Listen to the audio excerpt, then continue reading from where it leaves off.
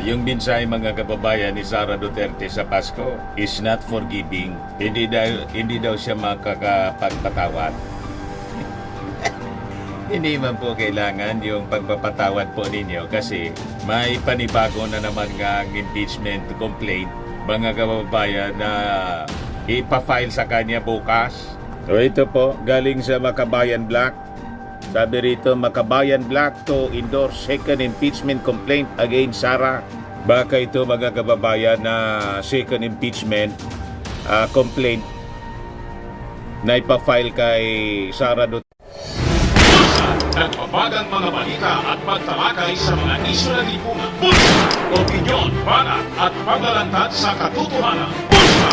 What you see is what you get. You decide. Duterte, baka itong galing sa inyo PL kasi pinaplansa na daw yung impeachment complaint versus BP Sara. Yung una po galing sa mga civil society groups, in-endorse ng Akbayan. Ngayon naman po, yung Makabayan, talagang tatambakan po ng kaso si Sara Duterte. But before ko mga kababayan ibigay sa inyo yung full story ng balitang yan, click subscribe muna dito sa ating YouTube channel and hit the notification bell para lagi po kayong updated sa mga kaganapan dito sa ating bansa. Like and share na rin po ninyo ng ating video at huwag na rin po ninyo na skip yung ating mga commercial ads para tuloy-tuloy lang ang pag-unlad ng bagong Pilipinas. Balikan natin yung ating kwento. Pambira yung mensahe ni Sara Duterte po sa Pasko. Ayan o. Talagang masamang halimbawa para sa ating mga kabataan. Hindi po talaga ako magpapatawad. May gano'n. Pagkakita ko ng ganyang public official, talagang kailangan nang i-impeach si Sara Duterte. Masama ang pag-uugali talaga po. Masamang halimbawa para sa ating mga mamamayang Pilipino, lalo na sa mga kabataan. Tapos yung mga followers niya, humagalpak pa ng tawa dahil sa mensahe ni Sara Duterte. Talagang pare-pareho po may saltik. Hindi normal yung pag-iisip. Punong-puno ng kasamaan, mga kababayan, yung kanilang puso. Saan ka nakakitang mensaheng ganon? Ayan Vice President Sara Duterte sent a stern message to her critics stating she would neither forgive nor forget following the filing of an impeachment complaint against her in the House of Representatives. Talagang dapat pong tuluyan ng Kongreso na tanggalin si Sara Duterte kasi hindi siya bagay na humawak ng anumang public office. Kaya kung ma-impeach siya po, disqualified na siya kahit na magkagawad. Bawal na sa kanya. So sabi dito sa balita ng Impact Leadership, speaking at an event marking the office of the Vice President's anniversary celebration in Ifugao on Wednesday, December 3. Ngayong araw na to, Duterte reminded the audience that Christmas is a season for giving and loving. However, she clarified that she does not intend to extend forgiveness this Yuletide season. Kailangan pa niyang sabihin yun mga kababayan. Isang kahihiyan mga kababayan si Sara Duterte sa Office of the Vice President. Talagang binalahura niya yung kanyang opisina. Yun pa lang na statement niyang gusto niyang ipahukay yung bangkay ng dating Pangulong Ferdinand Idralin Marcos. Tapos gusto niyang tanggalan ng ulo yung ating Pangulo. Ay talagang kahindik-hindik na pananalita ng isang Vice Presidente. Lalo na yung pagbantaan mo yung ating Pangulong Bongbong Marcos, First Lady, tapos Speaker of the House, na gusto mong ipapatay. Never pa yan mga kababayan na nagawa ng isang elected official kahit na sa ibang bansa. Wala pa akong narinig na ganyang pananalita ng isang leader. Other than yung mga terrorist Hamas, tapos Hezbollah, then yung leader ng Iran. Ganon ang mga pananalita laban sa mga Hudyo.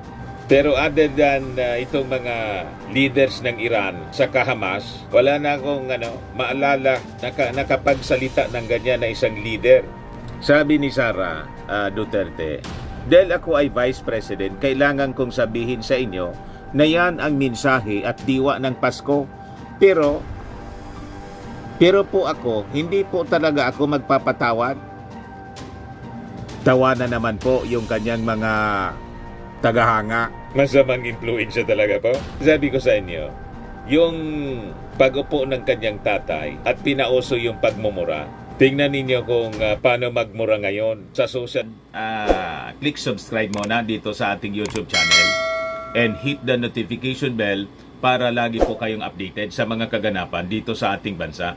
Like and share na rin po ninyo ang ating video. At huwag na rin po ninyo na skip yung ating mga commercial ads para tuloy-tuloy lang ang pag-unlad ng Bagong Pilipinas. Sa mga nagana po ng malinis and spacious fitness gym, pumunta lang po kayo sa aming Colossal Fitness Gym.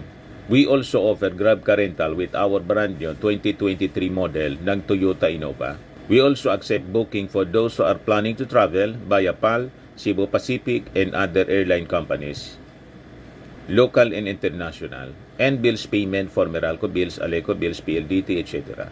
Ang Colossal Fitness Gym is located at 3rd floor Security Bank Building, Lanco Business Park, Legazpi City, Albay. For inquiries, look for Gilon Maravillas, contact number 0966-802-0949. Yan po yung aming Innova. Lagi na pong matao sa amin.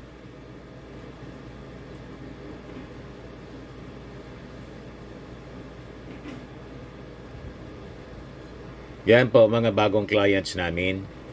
Napakaganda at colorful at napakalinis ng aming gym po.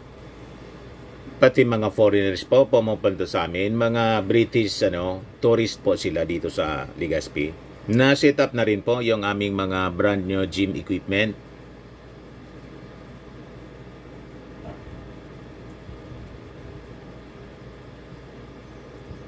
May treadmill na rin po kami. Ito naman po yung bago naming product na binibenta online. Eye Glow Serum, whitening po siya. Tingnan ninyo yung epekto sa aking anak na architect before and now. Yung mga inquiries po ninyo, dumiretso na lang kayo sa kanyang Facebook account, Riz Maravillas. Ito naman po, Firmax Firming and Lifting Cream. Pinapahid po sa mga pulses in affected area. Mainam po sa paninigas ng mga kasukasuan. Ito naman po, Automax Radiant Serum. Sa mukha naman yung application, anti-aging po siya. You will look 10 years younger than your age. Sa mga cancer patients naman po, baka lang gusto ninyo itong itry. Neng siya red mixed fruit drink. Hindi mo po siya gamot, food supplement siya. Kaya lang, gawa siya mga kababayan sa goji berry. Yung goji berry, may anti-cancer properties. O ngayon, yung mga inquiries ninyo, dumiretso na lang kayo sa aming messenger sa Facebook para masagot namin agad. Ayos pa? Ayos na ayos niya, Mr. Maravilla. Media yung kanyang mga followers at yung ating mga kabataan ngayon po, kung magmura, talagang wagas po.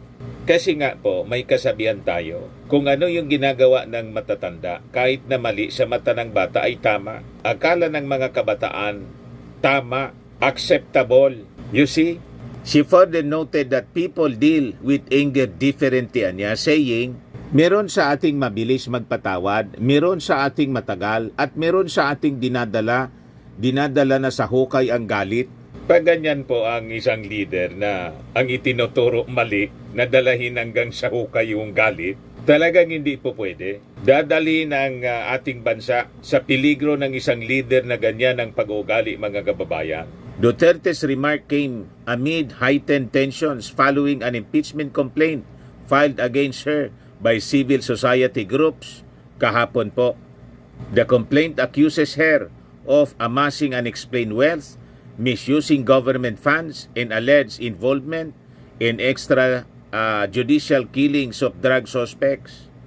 24 pong articles of impeachment ang final pala ng civil society groups. Matindi po. At ngayon, yung latest na balita, bukas may magpa-file pa, mga kababayan. Ito yung balita ngayon, Makabayan Black to endorse second impeachment complaint against Sara, citing alleged corruption and misuse of confidential funds. Sabi, ang pangalawang impeachment complaint ay ipafile 1 p.m. bukas po to the Office of the House Secretary General na si Reginald Velasco and will be backed up by around 50 representatives from various progressive organizations and concerned citizens. Simultaneously, bagong alyansang Makabayan-Bayan will hold a protest outside the Batasan Complex along Batasan Road in Barangay Batasan Hills, Quezon City. So sasabayan pa pala ng protesta. Iwan ko kung itong i-endorse nila kasama itong sa NUPL. Kasi sabi rito, yung NUPL, pinaplansa na rin po yung impeachment complaint against Sara Duterte. Tatambakan po talaga ng reklamo siya, ng kaso, si Sara. Isabi nga ng mga nababasa nating reactions, that serve niya. Ito yung balita, panibagong impeachment complaint ang kakaharapin ni Vice President Sara Duterte dahil inihanda na rin umano ng National Union of People's Lawyers ang kanilang reklamo. Ito yung report mga kababayan na ibinalita ng Bilyonaryo News Channel sa interview po ni Pinky Webb. Ito na siguro, sabi dito sa balita, I've been informed just before I came here that my colleagues from NUPL and my clients like Bayan and many other mass organizations are vigorously preparing another one referring to impeachment complaint. Hindi naman daw niya alam kung kailan ito ipafile ng mga kasama niya sa NUPL at mga kliyente niya. Ito yung sabi mga kababayan ni NUPL Chairperson Edri Olalia sa interview ni Pinky Webb sa Bilyonaryo News Channel. Ayan po mga kababayan. So possibly, ito na yung ito yung ipafile bukas ng hapon at 1 p.m. mga kababayan, yung galing sa Makabayan Block na endorse daw ng 50 organizations. So napakarami na mga kababayan sa ating mga kababayan ang talagang galit na galit sa mga ginawa ni Sara Duterte at gusto nila talaga tanggalin bilang Vice Presidente si Sara. O ngayon, sino naman niya Mr. Maravillas ang pwedeng kapalit ni Sara pag natanggal siya as Vice President? Bala na yung ating Pangulong Bongbong Marcos, siya yung magre-recommenda niyan mula sa mga senador at mga congressmen. Tingin ninyo sino ang dapat umupong Vice Presidente? Malamang niya Mr. Maravillas, yung kinakagalit na political personality ni Sara Duterte ay siyang papalit talaga sa kanya. Huwag na nating pangalanan mga kababayan. Yung pinag-iinitan masyado ni Sara Duterte, hindi man siya inaano pero pinag-iinitan niya talaga. Pati ng kanyang mga minions po, target lagi sa mga black propaganda. Malamang yan ang umupo. Yan kasi. Pero anyway, tingnan muna natin ang mga developments ng balita sa mga susunod na araw. Kasi as described by Congresswoman Pami Zamora, ang susunod na mga araw niya and weeks will be very colorful niya. Ngayon, doon naman sa issue ng nagsalita na sa claim ni Sara Duterte na may banta sa kanyang buhay, may death threat daw sa kanya. Sabi ni Tingog Party List, Jude Asidre, all in her mind man lang anya. Hallucinations? Ganon din yung sabi ng ganon din yung sabi ng PNP. Ngayon nga, nagsalita na po yung Armed Forces din sa sinasabing threat sa buhay ni Sara Duterte. Sabi po ni Colonel Padilla, spokesperson ng Armed Forces, wala man niyang confirmed threat sa buhay ni BP Duterte. Pero bibigyan namin siya ng proteksyon. Gawa-gawa man lang po. Maniwala kayo sa mga pinagsasabi ni Sara. Lahat imbento niya. Parang yung inimbintong pangalan sa resibo sa acknowledgement receipt mga kababayan na si Mary Grace Piatos. Hindi man totoo.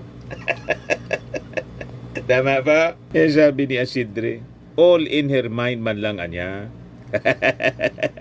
Ayan lang po mga kababayan yung ating short video ngayon. Abangan natin bukas ang second impeachment complaint na ipafile po ng Makabayan Black.